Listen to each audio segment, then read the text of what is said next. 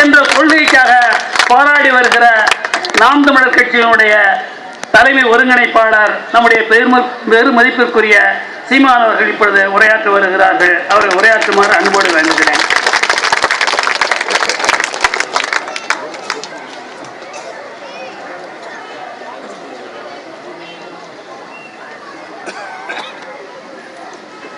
தமிழ்மண் பதிப்பகம் வெளியிட்டிருக்கிற தமிழிசை களஞ்சியம் பாவேந்தம்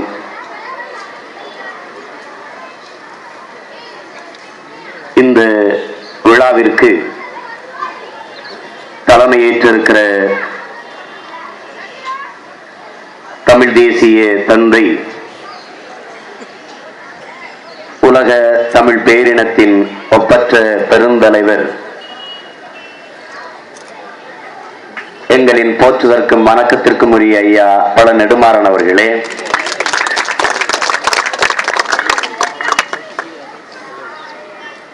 வரவேற்புரை நிகழ்த்தி அமர்ந்திருக்கிற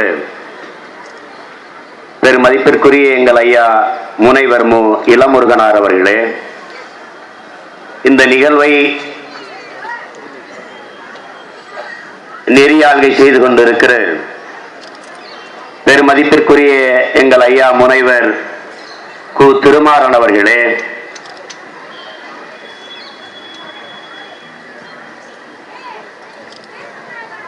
பதிப்பாசிரியர்களுக்கு சிறப்பு செய்த பெருமகன் பெருமதிப்பிற்குரிய முதுமுனைவர் எங்கள் ஐயா இரா இளங்குமரனார் அவர்களே, பெருமதிப்பிற்குரிய முனைவர் ஐயா இரா இளவரசு அவர்களே,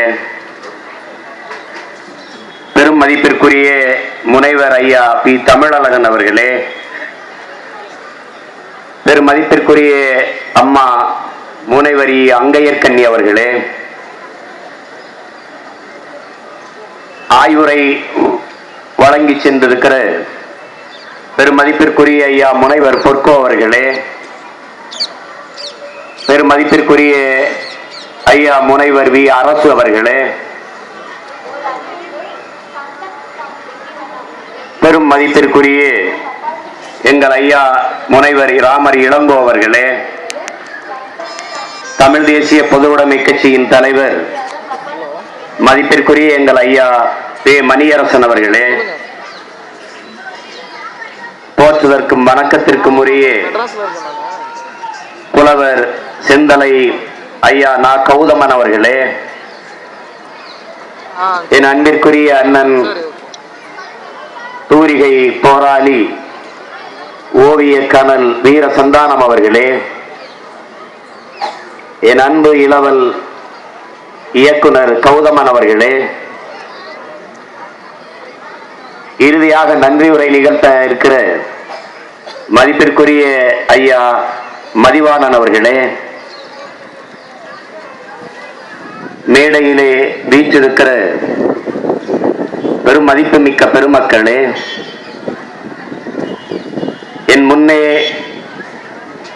உயிருள்ள நூலகமாக அமர்ந்திருக்கிற என் உயிருக்கு இனிப்பான எனது தாய் தமிழ் உறவுகளே, உங்கள் அனைவருக்கும் எனது அன்பு வணக்கம்.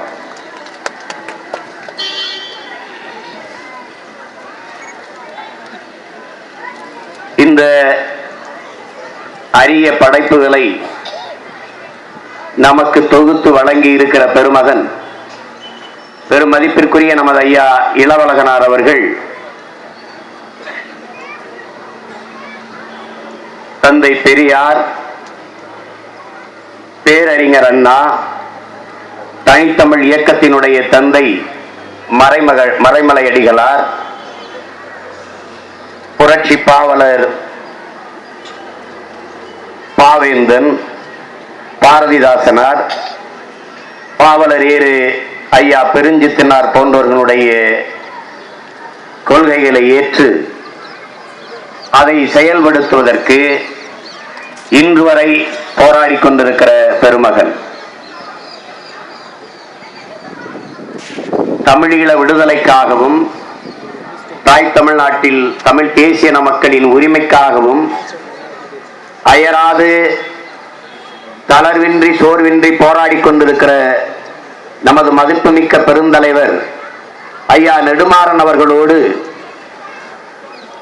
தோளுக்கு தோளாக உற்ற துணையாக நின்று களத்திலே போராடி வருபவர் ஐயா இளவழகனார் அவர்கள். பள்ளி மாணவராக இருந்த காலத்திலே மொழி போராட்டத்தில் ஈடுபட்ட ஒரு மொழிப்போரும் அவர். இன்று வரை அந்த மொழியின் மீதும் இனத்தின் மீதும் கொண்ட பற்று அடங்காத ஒரு பெருநெருப்பாக அவர் இன்று வரை களத்திலே நிற்கிறார்.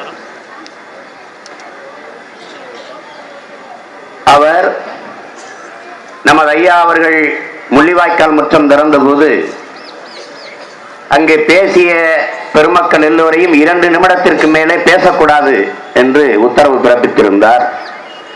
அதை மீறி பேசியவர்களுக்கு முன்பு அவர் அருகிலே போய் நிற்பதோடு அல்லாமல் குறுக்கே கையை நீட்டி முகத்தை காட்டி தடுத்து நிறுத்துங்கள் என்று நிறுத்துவார்.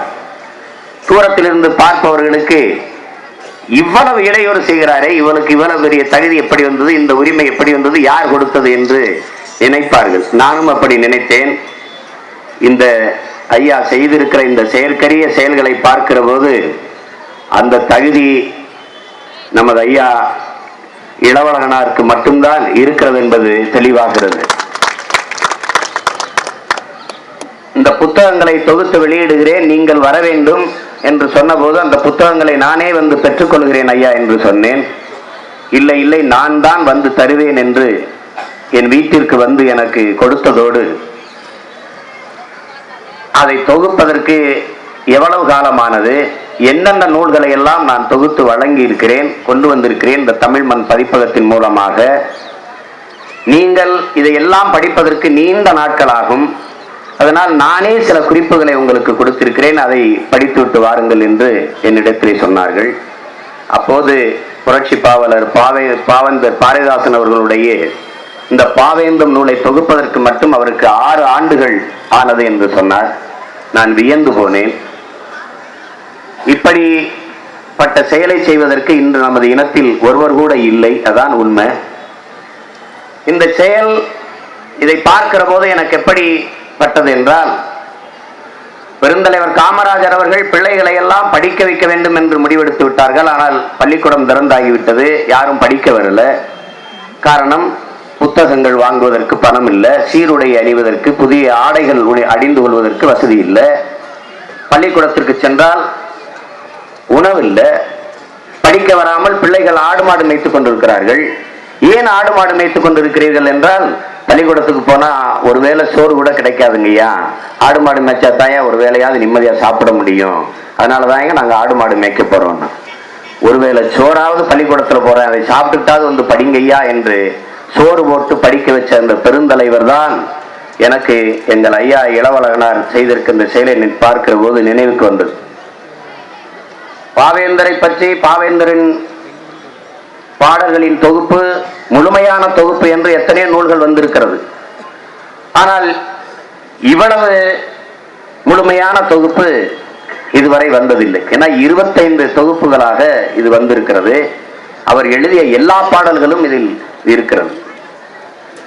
இது வாழைப்பழத்தை உண்ண மறுக்கிற குழந்தைக்கு உரிச்சு ஊட்டுவது போல எப்படியாவது தமிழ் பிள்ளைகளை பாவேந்தரினுடைய பாடல்களை படிக்க வைத்துவிட வேண்டும் என்ற அந்த உயர்ந்த நோக்கம்தான் அந்த பெருமகனை இந்த செயலை செய்ய வைத்திருக்கிறது என்பதை நாம் அறிந்து கொள்ள முடியும். அவர் வெளியிட்டிருக்கிற அந்த கர்ணாமிர்த சாகரம் என்கிற ஐயா மு. ஆபிரகாம் பண்டிதர் அவர்கள்